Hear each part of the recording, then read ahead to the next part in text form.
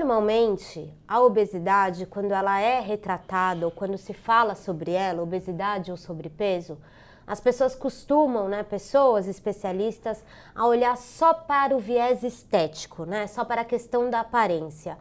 Eu li o seu livro e uma das coisas que me surpreendeu foi entender que o espelho, a imagem, ele faz parte de um contexto muito maior do que só a aparência. É isso mesmo, É isso doutor? mesmo. Hoje tem um conceito de mindfulness, que a mãe da mindfulness é a doutora Ellen Langer, da Universidade de Harvard, mostrando que essa atenção plena em alguma coisa faz toda a diferença.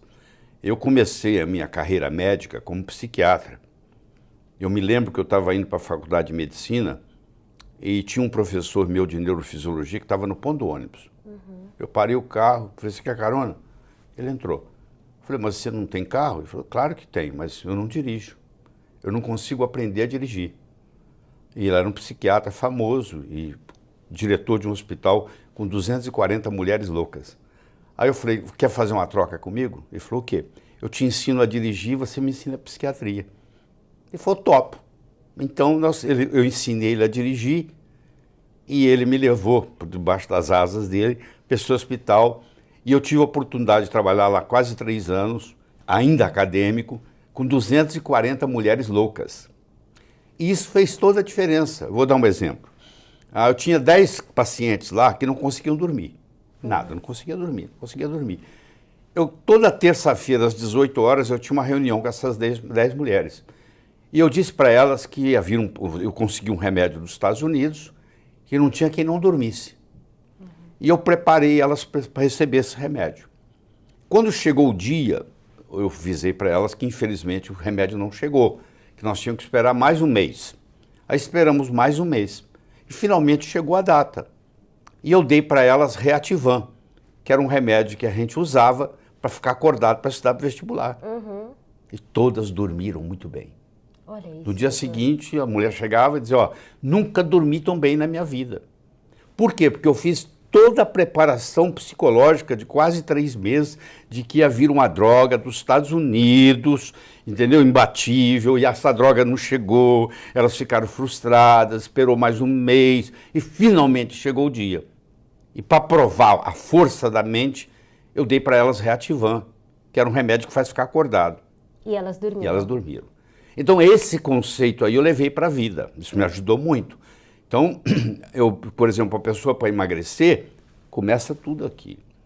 É claro que é importante, eu como nutrólogo entendo toda a parte do que deve comer, da atividade física que nós vamos discutir, mas isso tudo fica irrelevante comparado com aqui. Porque se eu não mexer aqui, essa pessoa engorda de novo. Entendi. Porque ela tem uma imagem de gordo. E ela tem essa memória de gordo. E quando ela emagrece, está faltando alguma coisa. Entendi. E ela volta a ganhar o peso. Então o que acontece? É o chamado efeito sanfona. A pessoa emagrece, engorda. E cada vez que ela faz o efeito sanfona, ela engorda mais. Entendi. Nós também podemos explicar aqui nessa conversa por que cada vez ela engorda mais. A nossa conversa aqui é a seguinte, eu tenho que fazer esse trabalho mental primeiro para que se manifeste. Então, se eu não tenho esse controle mental, eu vou sair fora do esquema que eu montei da minha alimentação saudável. Primeiro, melhorar a autoimagem da pessoa. Tá. Segundo, como consequência, mudar os hábitos alimentares. E como consequência, emagrecer e permanecer magro. Entendi. Então, o livro se propõe a melhorar a autoimagem do leitor. E uma vez melhorada a autoimagem, automaticamente ele começa a fazer uma reeducação alimentar.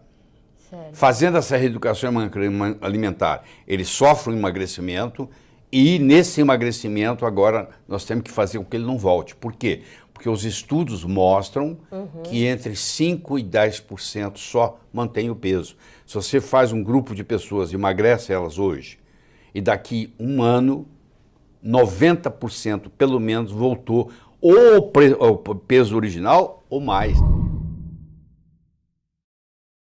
A doutora Ellen Langer, ela tem um livro chamado Counterclockwise, quer dizer, anti-horário, que ela pegou indivíduos com em torno de 80 anos de idade, levou esses indivíduos para um resort, e aí esse resort, ele era preparado para como se estivesse nos anos 59, nos anos 50. Uhum.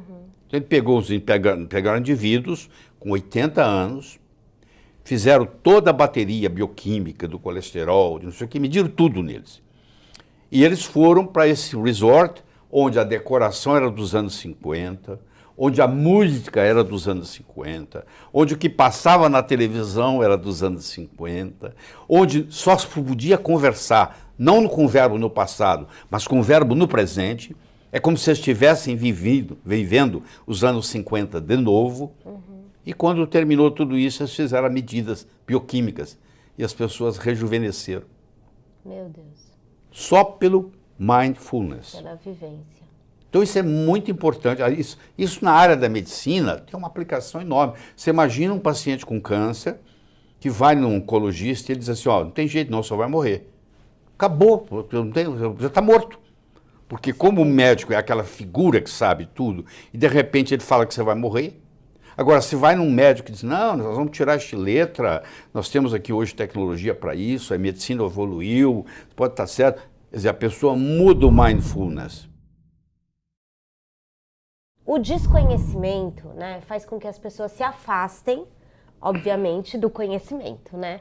E muitas pessoas com quem eu converso, ou até que escrevem pra gente, não sei se essa é a dúvida de quem tá agora acompanhando aqui o nosso bate-papo, é o seguinte, tá, técnicas cerebrais, mindfulness, né, reprogramação do cérebro e tal, tudo isso exige muito tempo, exige muita dedicação. A gente está falando de técnicas de 15 segundos por dia, 15 né? 15 segundos, a técnica de 15 segundos por dia. Tem uma técnica que eu descrevo no livro, que é a chamada técnica da tensão estrutural. Certo. Você imagina que eu tenho esse elástico aqui, ó. O elástico eu ponho tensão nele. Certo. Tensão busca resolução. Quando eu coloco tensão numa estrutura, a tendência é resolução.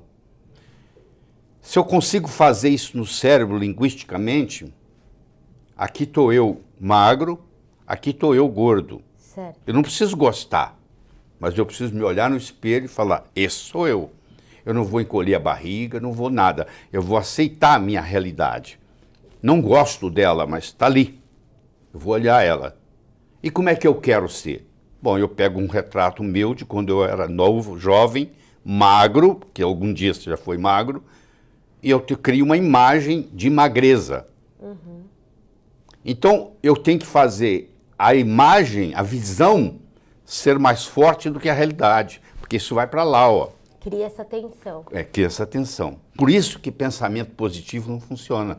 Aqui, ó, eu sou magro, eu sou magro, eu sou magro. Não tem tensão nenhuma. Entendi. Eu tenho que me aceitar, ver como que eu sou, gordo, me imaginar magro, fazer essa imagem aqui de gordo em preto e branco, fazer essa imagem de magro em colorido, colocar essa imagem de preto e branco pequena, essa imagem de magro grande, aí eu crio uma tensão, onde eu faço essa imagem aqui de magro ser mais forte do que essa imagem de gordo. E aí eu mudo a minha estrutura psicológica.